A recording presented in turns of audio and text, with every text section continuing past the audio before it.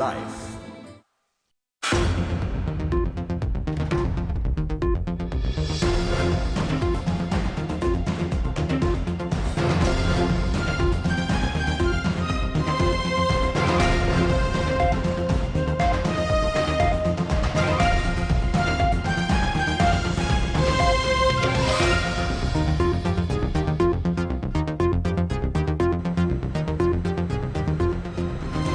A very good evening. It's the 29th of December 2022. Welcome to the Primetime News Bulletin here on TV1. Bringing you the news for the News First team where the people come first. I'm Sanitha Senanayaka. Before we take a look at the stories that we've got for you this evening in detail, let's take a look at the headlines.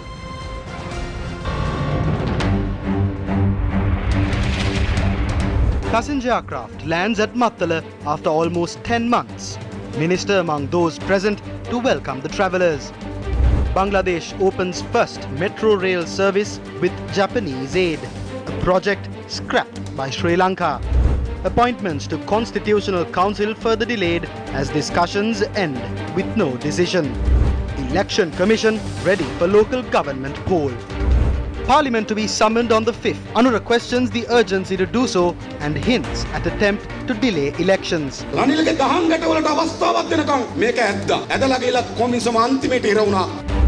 IS member who had links with Zaharan Hashim arrested. 3 men arrested for torching Akkarepattu court archives. Beliyatta Pradeshia Sabha chairman remanded for stealing water pipes. On to your top story this evening. A passenger aircraft reached the Mattala International Airport for the first time in almost 10 months on Thursday morning. Sri Lanka's Minister of Ports, Shipping and Aviation, Nimal Siripala de Silva, was among those at Mattala to welcome the passengers and crew.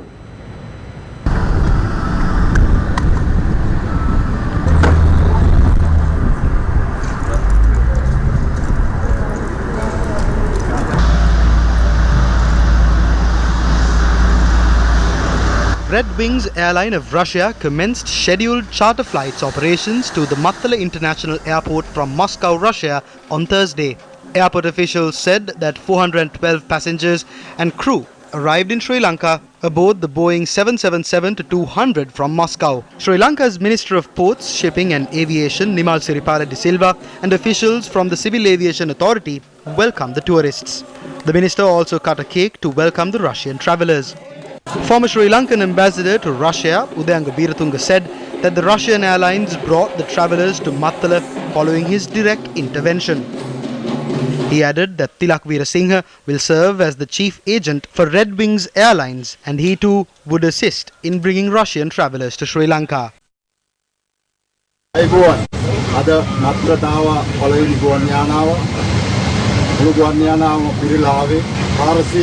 දොළහම පිරලාව එකෙන් 13 දෙනෙක් ආවේ නැවත යන්න බලාගෙන ඌට අද බලන්න මේ යන ෆ්ලයිට් එක හිස් යන්නේ කවුරුවත් නැහැ ඊළඟ ෆ්ලයිට් එක එනවා දෙවෙනිදා තුන්වෙනිදා ඒකත් යන්නේ හිස් තුන්වෙනි ෆ්ලයිට් එකකින් තමයි සංචාරකේ නැවත යන්නේ මේ ගුවන් යානාව දිගටම එනවා මත්තලට අද මත්තලට ආපු මේ පළවෙනි ගුවන් යානාව ඉතාම සාර්ථකයි නේද කියලා මාත්‍ය ඉතාම සාර්ථකයි නැත්නම් මෙවන් සංචාරක 1200ක් වැඩි ප්‍රමාණයක් හැම සුමානෙම මත්තල අම්බාතොට මේ දකුණු පළාත කියන එකට විශාල වශයෙන් මේ ඒකට හොඳ ආකර්ෂණයක් තියෙනවා ඒකට ලොකු දායාදයක් තියෙනවා ඒක තමයි මම හිතනවා සුදයන් පිටුතුම මහත්තයා ඔබතුමාගේ මහන්සිය කැපවීම සහ විශේෂයෙන්ම නියෝජිත අපි හැමෝටම උදව් කරන කාර්ය භාගය මම හිතන්නේ මුළු රටටම අවශ්‍ය දෙයක් මුළු රටම මම හිතන්නේ ඒක සම්පූර්ණ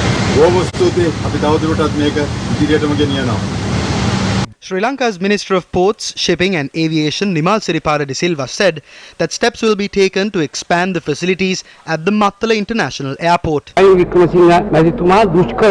Wickremesinghe took over the country during a tough time. What we see today is the success of the programs taken to uplift the country. The Mattala Airport, which was empty at one time, is now filled with travellers. We hope to maintain this.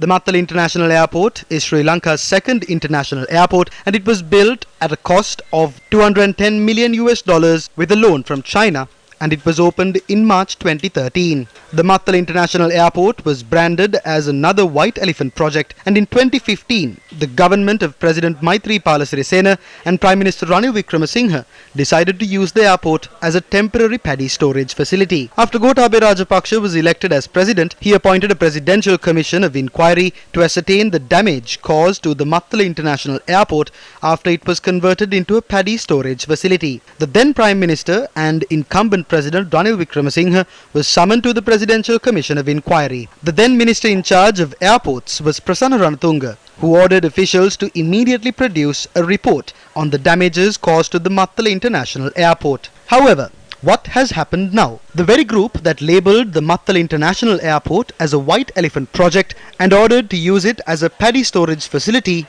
are back in power. Some of those who called for investigations on the said decision are holding ministerial positions at present. Sri Lanka is awarding a ceremonial welcome to every flight reaching the airport. However, what is happening in Bangladesh, a regional partner? Bangladesh does not have the resources like Sri Lanka does, and most of the time, the country is battered by various natural disasters. However, today, Bangladesh is on the path to achieving rapid development, and this development does not involve the sale of national assets and obtaining loans from all over. Bangladesh aims to become a developing nation in 2026, poised for greater growth. The light rail transit that Sri Lanka rejected was given to Bangladesh, who installed it in their capital, Dhaka. The largely Japanese-funded project, known as Line 6, was inaugurated by Prime Minister Sheikh Hasina on Wednesday, the 28th of December. Bangladesh constructed the nearly $3.3 billion project with financial support from the Japan International Cooperation Agency, also known as JICA, which is bearing about 75% of the total cost in the form of a loan with a 0.01% interest rate.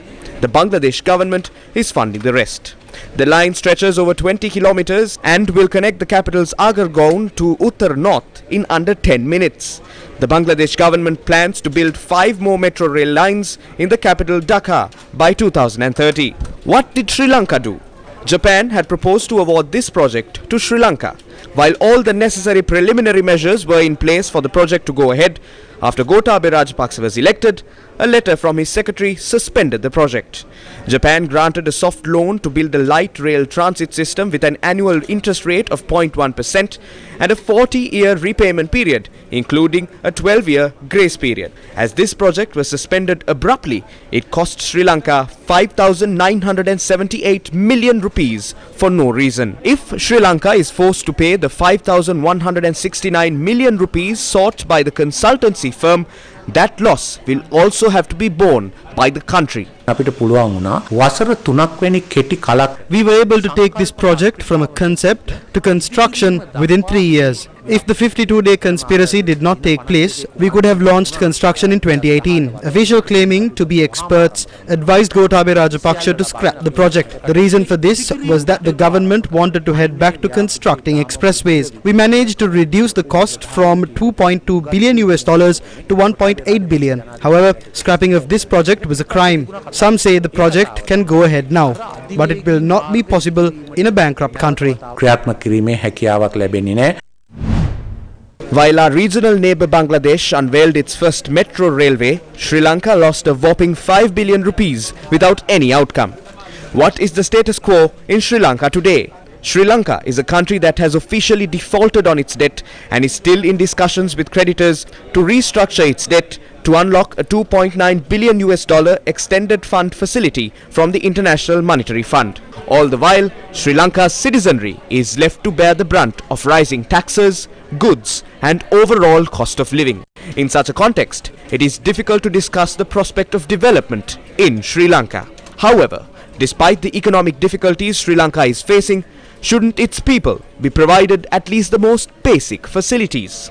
Locals of Moratiha in Ridigama Kurunegala don't wish for mega development projects in their area. Their simple request is for this bridge connecting the two banks of the Naranga Ala to be reconstructed.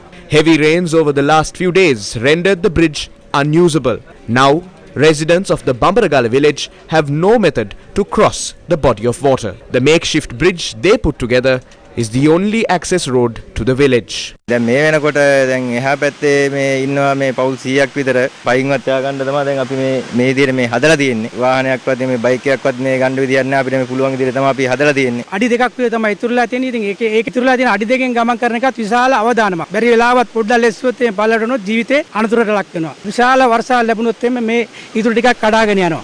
මාගේ මහත්තයන් නැතුව මම මේ දර තුන් දෙනා හදාගත්ත ගඩොල් කපලා ඉතින් අපිට ඒ දේවත් දැන් කරගෙන යන්න බැරි තත්ත්වයක් වෙලා තියෙන්නේ. මේ හැමෝම අසරණ වෙලා ඉන්නේ. මොකද කර කියා ගන්න බැරි තත්ත්වයක ඉන්නේ. These are not multi-million rupee projects. All that is required is an ambition to serve the people. But are these being ignored because such projects do not fill the pockets of responsible officials? From tears of sorrow to tears of joy, building bridges of hope for our very own Sri Lankans. Kalugala, Dambulla, Watamada, Hambegamuwa, Neluwa, Gaul, Pokpitiya, Hunnaskiriya, Peelakumbura, Balangota, Vagolla, Udavavagama. Building bridges for the people to realize their aspirations.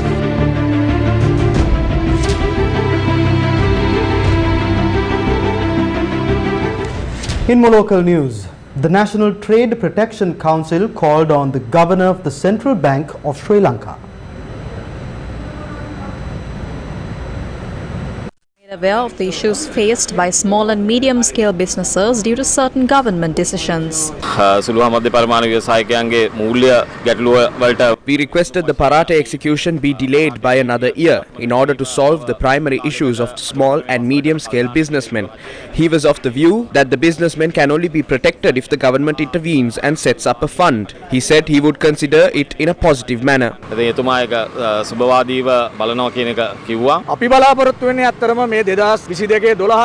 aim to have this circular delayed by at least another 6 months. We want to stop the takeover of property. The governor of the central bank said that the government must provide some sort of relief to businessmen to solve the people's issues via its fiscal policy.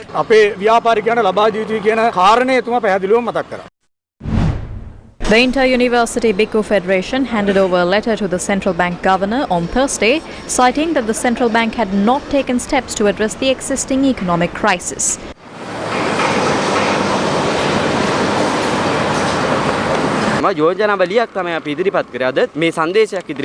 We presented our proposals via a letter. One proposal is the recovery of $53 billion from large-scale export companies. There needs to be a program to recover that money. In addition, the large-scale businessmen looted money via the bond scam, sugar tax scam, as well as the coconut oil scam. The loot must be recovered.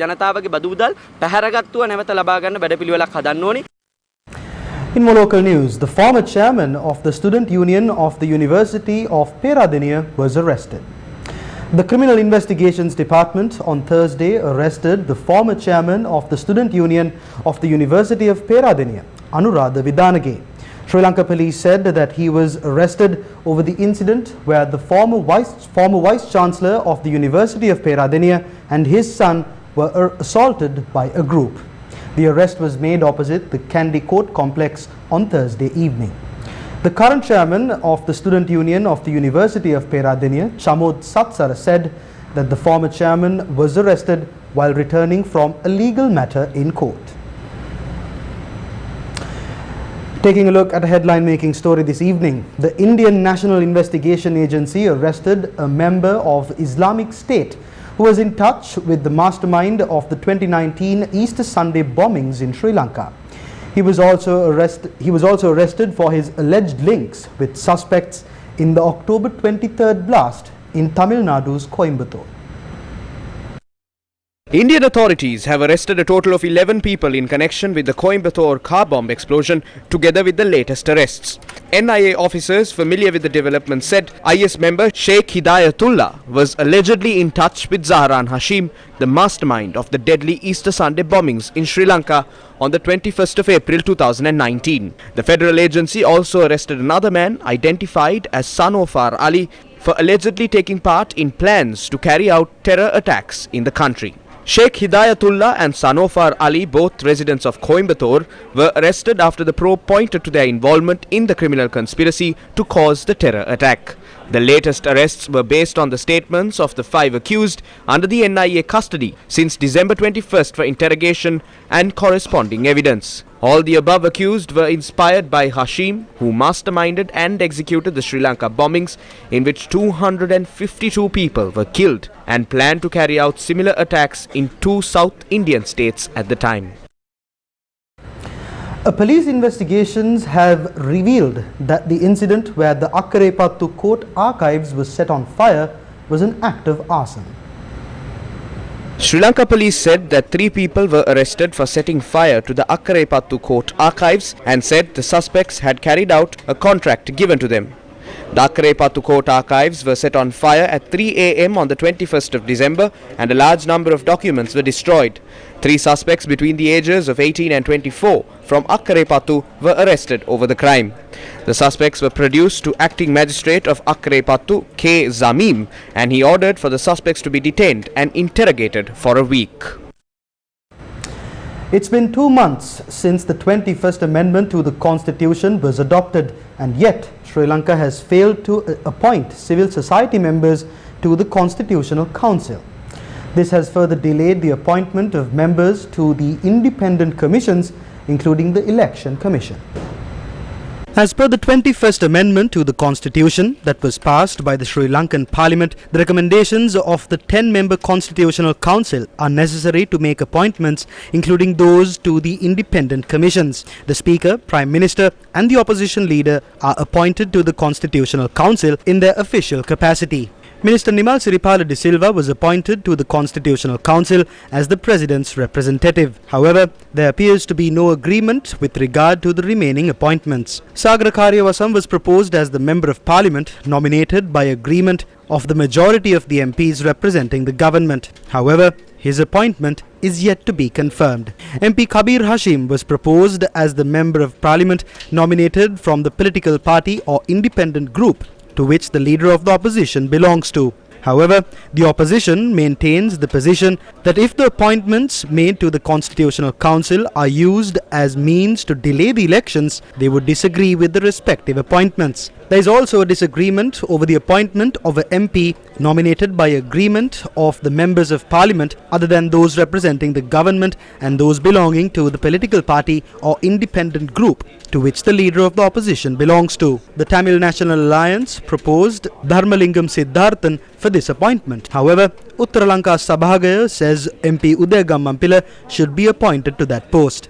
There is also a delay in appointing 3 civil society representatives, 3 persons by the Speaker, with the agreement of the Prime Minister and the opposition leader. Speaker Mahinda Apabewardena, speaking to Newsfirst, said that 112 applications were received for civil society representation in the Constitutional Council. The Speaker, Prime Minister Dinesh Gunawardena and opposition leader Sajith Premadasa met in Parliament on Thursday to discuss these appointments. However, the meeting had concluded without reaching any decision. Speaker Mahinda Apabewardena said that the Constitutional Council cannot function properly until all the members are appointed. The delay in appointing members to the Constitutional Council delays the appointment of members to independent commissions. These include the Election Commission, Public Services Commission, National Police Commission, Audit Services Commission, Human Rights Commission of Sri Lanka, Commission to investigate allegations of bribery or corruption, Finance Commission, Delimitation Commission and the National Procurement Commission. Though there is a delay in appointing members to these commissions, the 21st Amendment to the Constitution includes provisions for the functioning of the existing commissions. As per Section 44F, the existing members of these commissions can function in their positions until the new appointments are made. Allegations were raised that an attempt was made to delay the election by portraying the need to appoint members to the National Election Commission via the Constitutional Council. While the discussion on appointing members to the Constitutional Council ended without any decision, the Election Commission held a meeting on Thursday with regard to the local government election. The meeting was chaired by Attorney Nimal Punchiheva, the chairman of the Election Commission, and also saw the participation of Senior Police DIG for Elections, the Postmaster General and the government printer, among others. The Election Commission said that the local government election is expected to take place before the 10th of March 2023 and Gazette notification calling for nominations is expected to be used before the 5th of January 2023.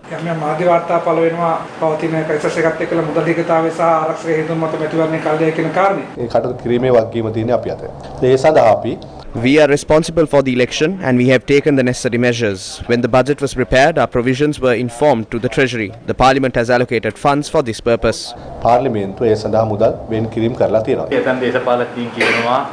කොළයකින් මුදල් වෙන් කළාට මහා භාණ්ඩාගාරය නිල වශයෙන් මුදල් වෙන්වීමක් සිදු වෙලා නැහැ කියන මතය.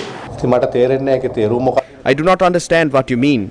The 3,000 million rupees allocation from the budget may be just a paper as per what you say. කොළයක් විතරක් වෙනවා.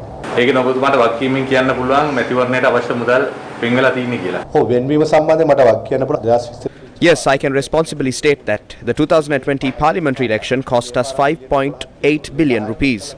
We requested for 11 and they provided us with 10. The mandate is something that is enshrined in the constitution.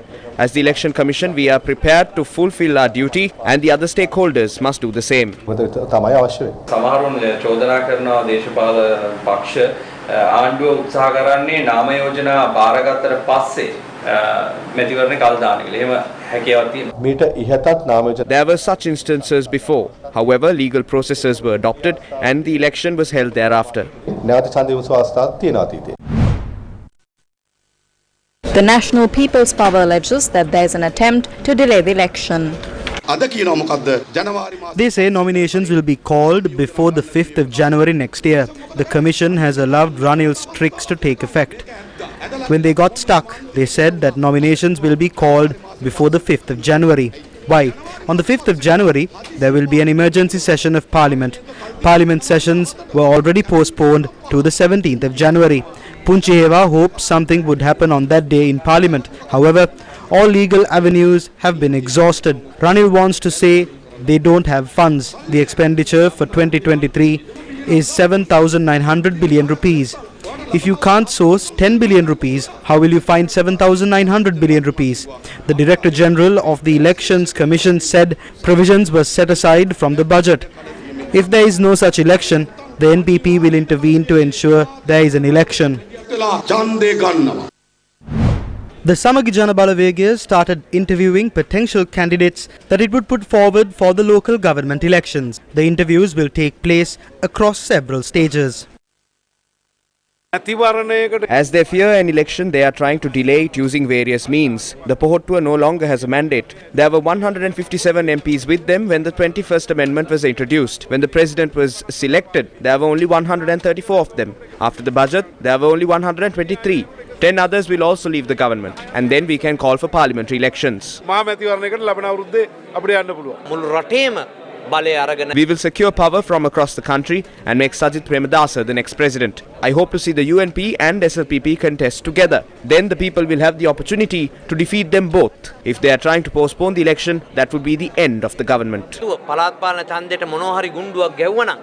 අන්න ඒක තමයි මේ ආණ්ඩුවේ විනාශය. ඒ කියන්නේ ජාත්‍යන්තරයේ දන්නවා අද මේ රට පාර්ලිමේන්තු. The global community is aware that the parliament and the president have no mandate. That is why they want a government that represents a true mandate. For that, we need to call for elections. The government fears elections. They know they would lose everything if they call for an election. ආණ්ඩුව දන්නවා මැතිවරණයකට ගියොත් ආණ්ඩුවේ රෙදි ගැලවෙනවයි කියලා. Leader of the opposition Sajith Premadasa provided a school bus worth 5 million rupees to the Sitawaka National School in Avisawela today under the Sakpala program conducted by the Samagi Jana Balavegaya. This was the 54th school bus provided under the Sakpala program, which is a concept of the opposition leader. අපේ system change එකේ වැදගත් මංගයක් තමයි මිනිසා ජීවත් කර. හොරකම පරාජය කිරීම. A main aspect of system change is to help people live while defeating thievery and corruption. Some are criticizing us for providing buses and driving them to schools. I heard one person asking if a CTV driver can become the leader of the nation. Narendra Modi, the Prime Minister of India, used to sell tea at a railway station in the country. I would like to tell the person who made this claim, even a bus driver can go beyond presidency if he has the talent, dedication, humanity and the ability to understand the pulse of the people. මානව හිතවාදියෙක් නම් මිනිස්සු එක්ක ජීවත් වෙනවා නම් ජනාධිපති කමල මේ ඊටත් ඉහළ තනතුරු වලට යන්නට හැකියාව තිබෙනවා. The chairman of the Beliatta Pradeshiya Sabha, Cyril Munasinghe, was arrested and remanded to the 3rd of January for stealing GI pipes that were brought for a community water project. The chairman of the Beliatta Pradeshiya Sabha, Cyril Munasinghe, is also the chairman of the Maha Hila Parakum Community Water Project that comes under the purview of the Beliatta Pradeshiya Sabha. He was arrested after locals filed a complaint with the police stating that GI pipes that were brought for the water project were being prepared to be moved to another location under the cover of darkness.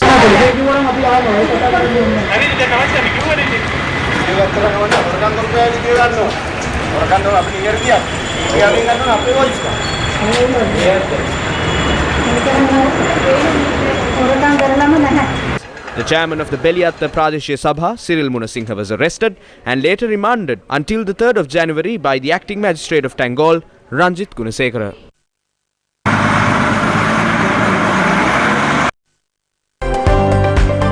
BizFast. A project to provide financial assistance to Sri Lanka's farmers will commence tomorrow, supported through a grant by the Asian Development Bank. Farmers will receive an allowance of up to 20,000 rupees based on the grant. We will work to provide an allowance to every farmer from today. Steps will be taken to transfer funds to all those who provided us with bank details, and it will happen today and tomorrow. I wish to urge those who are yet to provide their bank details to go to an agrarian services centre and hand it over. They will receive the allowance within the next week. 4 billion rupees worth of allowances will be transferred today alone. Another 2 billion rupees will be transferred tomorrow to multiple farmers. We will complete this initiative within 1 to 2 weeks from tomorrow. China Red Cross Society donated dry rations to people in Jaffna on Thursday. The chargé d'affaires of the Embassy of the People's Republic of China to Sri Lanka, Hu Wei, participated in the distribution program. 100 selected families were given dry rations at the Jaffna District Secretariat. In Jaffna branch, Mr. K. Balakrishnan. Next, I call upon Mr. Kanam Singh, SC Commissioner, Municipal Council. He also visited Chavakacheri Hindu College in Jaffna and distributed equipment for a smart classroom. Educational equipment were also handed over to school students. Speaking to the media, the chargé d'affaires said China has decided to arrange humanitarian assistance worth 500 million Chinese yuan to Sri Lanka.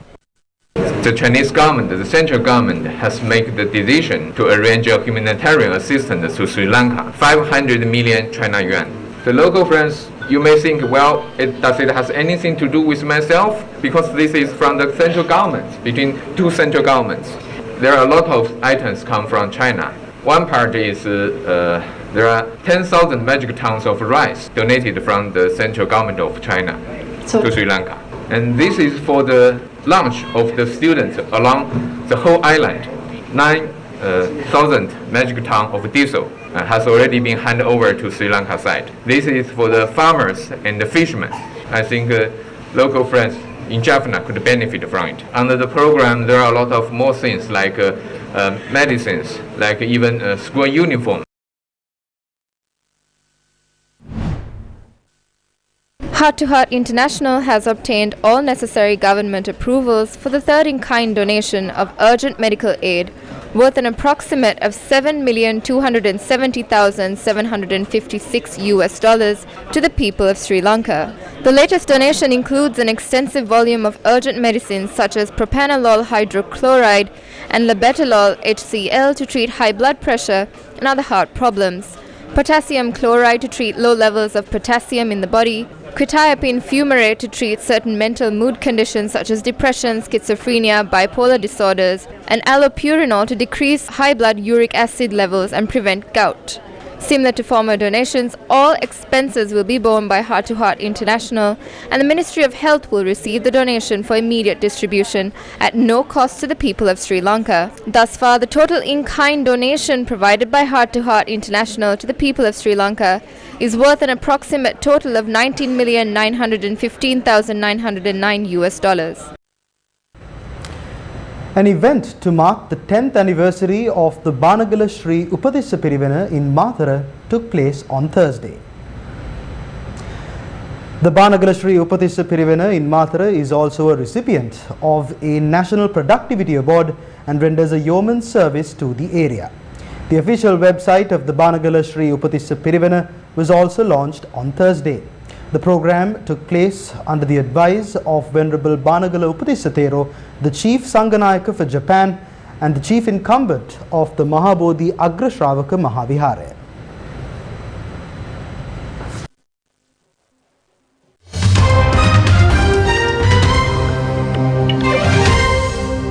In some entertainment news, Bollywood fans could not contain their excitement as Shah Rukh Khan attended Salman Khan's birthday party on Monday. Bollywood star Salman Khan celebrated his 57th birthday on December 27th. Shah Rukh Khan and Salman Khan have been friends for decades. As Salman celebrated his birthday with a star-studded midnight bash in Mumbai on Monday, Shah Rukh joined the party. Videos and photos of Shah Rukh and Salman meeting and greeting each other at the party and Shah Rukh giving Salman a warm hug were shared online, and fans have the best reactions to their sweet interaction, with some calling it the highlight of Salman's birthday party. The actors were undoubtedly the most commercially successful male actors in the business during the 1990s and 2000s. They continue to be friends despite their box office conflicts. The Hindustan Times reported Salman Khan and Shah Rukh Khan share a close friendship now, but there was a time some years ago when they were not on talking terms. Shah Rukh Khan and Salman got into a fight at Katrina Kaif's birthday party in 2008. After not talking to each other for several years, they hugged it out at Baba Siddique's iftar party. Shah Rukh and Salman are reportedly set to appear together once again in the former's upcoming release, Pathan and Tiger 3. And that brings us to the end of this edition of Primetime News here on TV1. For the Newsfirst team, I've been Sanita Senanayake. Take care and stay safe.